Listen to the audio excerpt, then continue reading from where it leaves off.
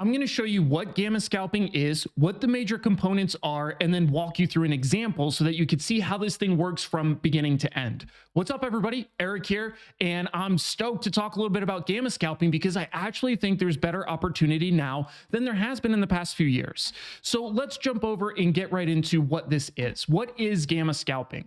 It's essentially delta adjustments around a base trade. So the way to think about it is you can scalp without having any sort of base position. And what I mean by that is you could try to benefit from the interim price movements of whatever it is that you're trading. Now, the difference between that and gamma scalping is we typically have some sort of base trade on and we're adjusting the deltas on that trade. So when we're looking at these, there's kind of two main categories. There's long premium trades and then short premium trades. Now, for gamma scalping, more often than not, this is typically an institutional practice. So there's a lot of differences between what an institution will do with this and what retail seeks to do with it. A lot of that has to do with transaction costs and things of that nature. But that being said, the normal way retail traders will gamma scalp is typically having some sort of long base volatility trade. Very, very common move is long straddles. So buying an at the money call and put, which we'll talk about, but that's a very common base trade to gamma scalp around. And the idea here is the main enemy of any sort of long premium trade is time. We need whatever it is that we're buying to move so that we can make money. Now, there is another use for this for short premium traders, and this is a way to minimize some of the directional risk. However, you're going to see this a lot less frequently with short premium traders, and it's primarily because we want time to pass, and that benefits our position. Whereas for the people who are long premium, the main utility of gamma scalping is to pay for theta so that you're experiencing less erosion in your base position. So that's the main difference between long premium, short premium gamma scalping. I'm going to spend more time talking about the long premium side again, because that's the more common use case. All right, let's talk about the components. There's two main things that we're going to have here. We have delta and gamma, which I'll talk about those in a second. But what does the base style trade look like? As I mentioned, it'll normally be some sort of long premium strategy. So in this case, we're looking at something like a long straddle. I'm using Thinkorswim, the on-demand feature. So this is actually back in time on the 1st of June of 21. Just for some context on what you're looking at here. But the base position typically would be something like this, where we buy the 419 call and put, and that's really the base position that we have here. So now we're long in at the money straddle. So that is the beginning. Now, in order to understand the idea of gamma scalping, we need to understand how these two Greeks, specifically delta and gamma, move around. So as you can see on this top chart, we have two lines, the white line and the yellow line. The yellow line is a 325 days to expiration option, and then the white line is 31. Really what I want you to note is the steepness in delta. That's what I'm highlighting, because the closer we get to expiration, the more delta is going to move, because options are approximating to one of two conditions. Either it's going to 0 if it's out of the money, or if it's going to 1 if it's in the money. And this becomes steeper and steeper the closer we get to expiration. Okay, now we need to talk about gamma, because it's called gamma scalping. Gamma is simply the rate of change of delta. So when we're thinking about gamma scalping, what we're doing is identifying how much our deltas are going to move, and then we are using that movement to buy in and out of the underlying so that we can cover our theta costs. So again, right now, pretend we're long that straddle. And as we start to get some movements, we're going to trade the underlying, which I'll show you when we get into the example. Let's talk about some of the traits of gamma. We have a 10 DTE gamma here in yellow, and then a 30 DTE gamma here in white. Again, notice how steep gamma becomes as we get closer to expiration.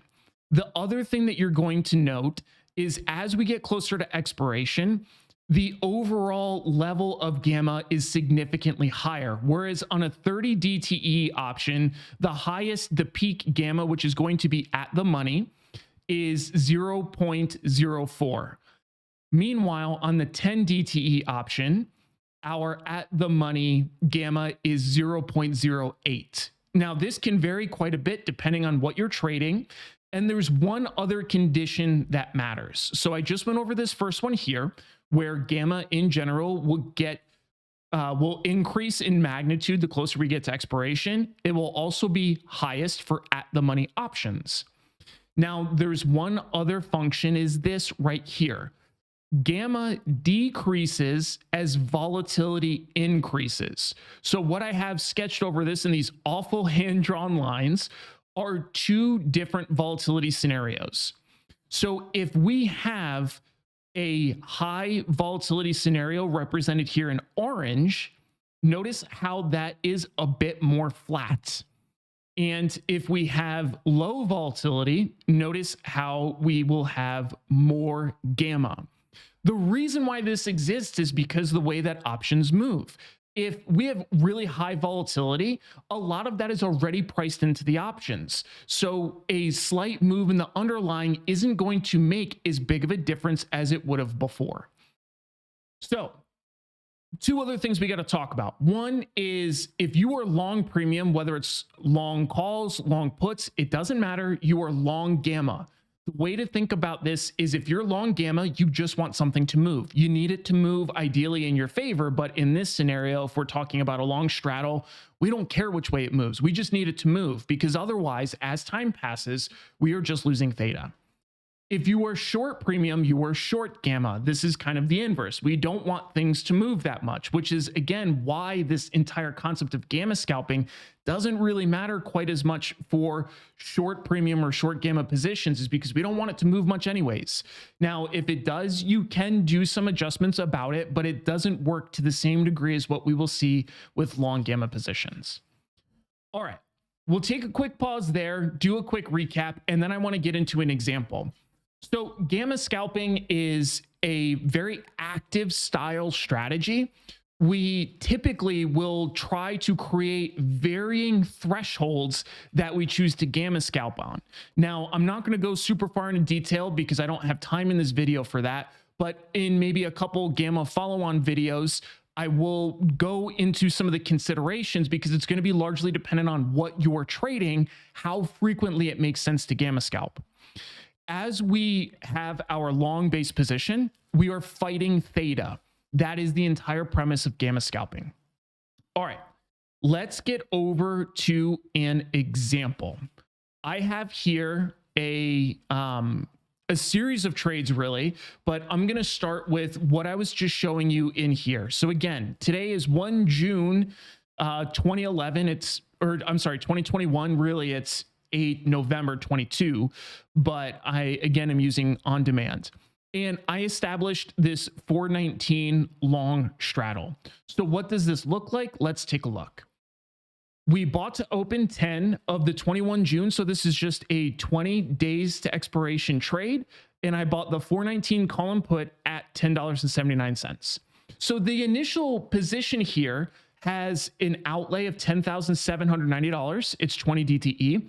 Right now, we have long 59 gamma. We are long 67 deltas, and we are losing $260 to daily theta decay. So we don't want to just continually get sucked into our daily theta erosion while we're waiting for that ideally large move.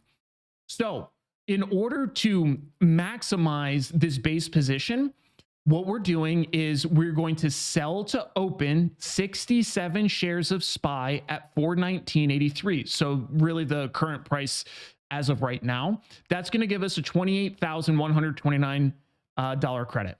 So what just happened here? This is where we entered the trade. I drew a line right through the candle for some context, and we'll go back over to Thinkorswim in a second. But I want you to see how this is working. So we have this long straddle. This was the remaining Greeks that really pertain to us right now. and we want to neutralize this delta. The whole point of this long straddle is we're not necessarily, we don't want to be directional. That's the point of a straddle. It's designed to be non-directional. We are just trying to gain exposure to volatility expansions or just a big move one way or the other for us to exit. While we're waiting for that, we're fighting theta. So this is a way for us to attempt to offset theta. So right now, as we sell those 67 shares, it's going to take that 67 delta and it's going to reduce it to just about nothing. So let's take a look.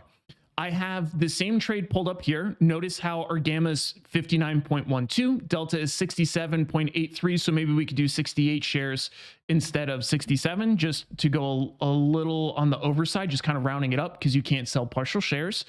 And time is paused, so nothing is moving around. And I want you to look at what happens to delta. So we just got filled on our fake trade, and notice delta is now 0.17, negative 0.17. Gamma doesn't move because we couldn't do anything in that scenario to adjust our gamma. If we wanted to be gamma neutral for a completely different style trade, we would structure the trade based off of gamma, not off of delta like we did here. Because if you look, gamma on this option is 0.03, 0.03 here, but they're going to adjust over time as time moves, which is why you see this discrepancy between the two, even though they're the same strike. So our long straddle is essentially flat. Maybe we're just seeing a small volatility expansion on the put side relative, which is why we're seeing that come down just a little bit. But overall, we have a flat position. Our deltas are flat. Okay. Now let's get back over to this screen, and I want to show you, I am just fast forwarding us to the end of the day, because for me personally, if I'm gamma scalping, more often than not, it's a daily endeavor. Some people will gamma scalp way more throughout the day, which is okay. But again, there are costs associated with that. Even though we don't have those upfront commissions on each order we send, we're still paying for those trades via payment for order flow, which comes in at where we're seeing quotes and where we're getting filled at. So don't allow the absence, in the US at least, of underlying commissions to mislead you into thinking that there's no cost associated with hedging. There still most certainly is. So that's why I typically will hedge daily, maybe a little more frequently depending on the size of the position and how much theta I'm losing. So I'm just using a beginning of day entry and an end of day adjustment just so that you can see how this thing works. Okay, so now let's fast forward time. And instead of it being 0801 a.m., now it is 1601. This is Eastern time. And here's the trade that we have on. Our long straddle is now losing some money. Its net P&L, or its unrealized P&L, is negative 356. And the short shares are showing a very small profit of plus $65. So I'm going to fast forward time over here as well, just so that you could see exactly what this looks like. And as that loads, we can talk about it. Coming back over here, this, in my opinion, for me, would be a slightly premature delta adjustment. And this goes back to the preference in terms of what we're trading and what we're trying to accomplish. So in this scenario, I would create a delta range. I think attempting to keep this at 0 deltas at all times is very, very troublesome. So you can do it, again, like I'm sharing, end of day. You could do it for a percent or dollar move in the underlying. You could do it based on a delta threshold. So what I typically will do is I'll look at the size of the position, I'll create a delta range, and then I will simply hedge once we get outside that range. In this case, I would not be using 67 deltas. It would be more than that, probably at least 100 deltas. But again, for the sake of the example, I'm going to show you the adjustment if we were doing an end of day adjustment, so each day. So in this case, we have our third trade, and we're going to buy to close 59 shares of our 67. Really, we did 68 in a bit of an audible on the platform itself, which we'll see in a second. But this will show you the debit that we paid out and then the realized P&L. So in this case, we're still losing $260 a day in daily theta. In this scenario, we offset $57.82. It's not enough, obviously. So if this were the case and we're hoping to get some sort of movement that we can scalp, but you're not guaranteed it. So that's why the frequency of scalping starts to matter a lot. So let's come over here real quick, take a look at the platform and see where we're at. As you can see, it's about the same as what I was just showing you. Now we're in a unique scenario here because both the call and the put are both losing value. And that's because of theta and volatility in this scenario. So it is entirely possible when we're long a straddle to lose on both. It's the less typical scenario, but it certainly does happen. And a lot of that's going to be dependent on, again, volatility and theta. So in this case, as you could see, our position now has a total short deltas 57, and we're up about 65 bucks. So what I would do in this scenario is essentially flatten out the deltas again. And in this case, it means that I would have to buy 57 shares. I think it might be the same or slightly different in this scenario, again, just because we changed the original hedge. But essentially, all we're going to do then is make whatever that P&L is. So in this example, let's just do it real quick. We know that we need to buy. So we'll come up over here, we'll come down here, and then we'll go to buy. And we need to buy 57 deltas in order to get us out of here. The midpoint on that is 418.90, whatever. It's paper trading, so it's all fake.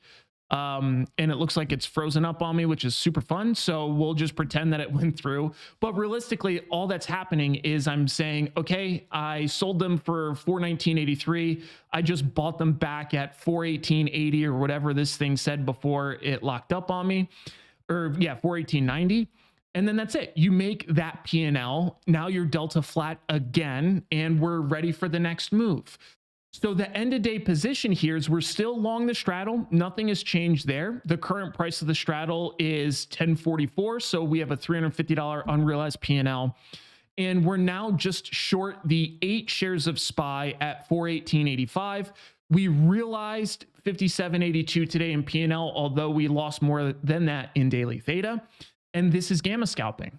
There are a ton of variations to it, which again, if there's interest, I'm happy to go into more in-depth videos and some of the nuanced differences, but I wanted to show you the primary mechanics so that most people can become more familiar with the concept, and then we could dive further into detail from there. I will say in a broad overview, this is still a very, very small part of my overall trading strategy. I typically will deploy these kinds of things if I want to be long premium. The only time that I typically want to be long premium is if I'm expecting some sort of big move. Now, you can do this if it's not a straddle. You can do this with a long put or a long call. It's the same exact concept, but you start to introduce different risks because you don't have the same hedge available to you. Because remember, if you bought a call, bought a put, we're defining the risk in some shape or form, again, depending on the structure of the trade.